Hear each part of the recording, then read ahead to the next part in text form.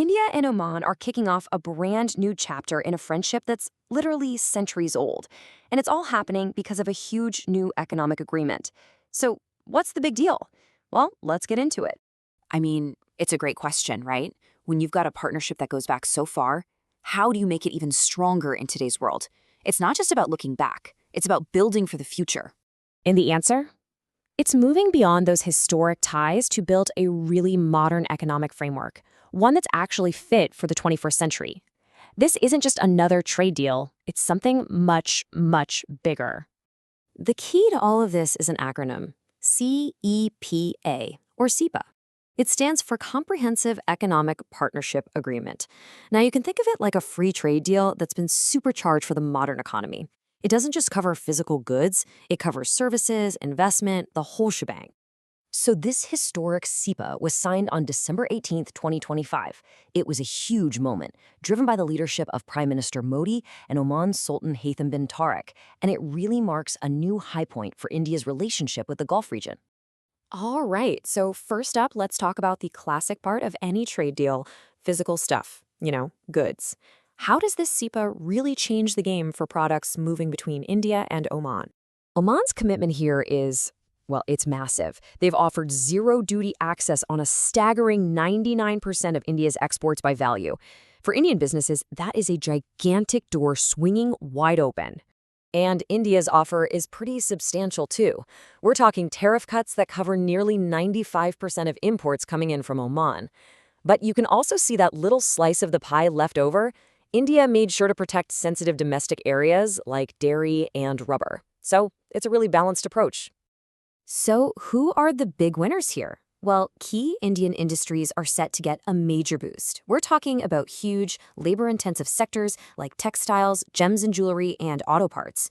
This is the kind of stuff that directly supports jobs, artisans, and all those small and medium businesses back in India. But here's the thing. A modern deal like this goes way beyond just boxes and containers. It digs deep into the services economy. And maybe most importantly, it's about people and professionals. Just look at this number for a second. 127.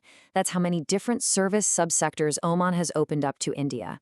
That is a huge scope, and it really shows you the deep level of trust and economic integration that we're talking about here. And this covers pretty much everything you can think of, from IT and business services to healthcare, education, even things like audio-visual services. This creates a massive new marketplace for Indian companies and professionals to get in there and thrive.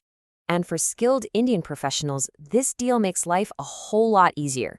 It means more spots for people transferring within their companies, longer stays of up to 2 years with the chance for extensions, and it just smooths the path for key professions. So what it really does is enhance the mobility of talent. Okay, now this is where things get really interesting. Every trade agreement has its standard parts, but this one includes some truly groundbreaking firsts. Let's look at what makes this deal so unique. For one, this is the very first time Oman has ever made a commitment on traditional medicine in any agreement with any country. This is huge. It means India's AUIUS and wellness sectors, which were kind of stuck in a regulatory gray area before, now have a formal, recognized path into the Omani market. And for India's powerhouse pharmaceutical industry, this is an absolute game changer. Basically, if a drug is already approved by top-tier regulators like the US FDA or Europe's EMA, it gets put on a fast track in Oman. This process used to take years. Now it just cuts through a mountain of red tape, saving incredible amounts of time and money. The deal also makes trade smoother in other ways. So things like halal and organic certifications from India will now be automatically recognized in Oman.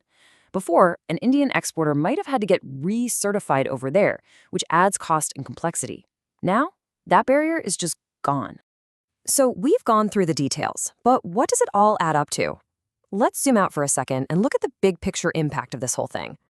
Right now, trade between India and Oman is already over $10 billion.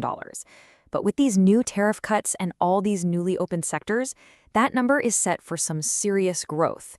This deal is basically designed to be an economic accelerator. So here's the bottom line. The real-world impact comes down to creating new jobs, boosting exports for both countries, supporting those vital small and medium-sized businesses, and making our supply chains stronger. It's about building deep, long-term economic ties that last. And we can't forget the human foundation this is all built on. There are nearly 700,000 Indians living and working in Oman right now.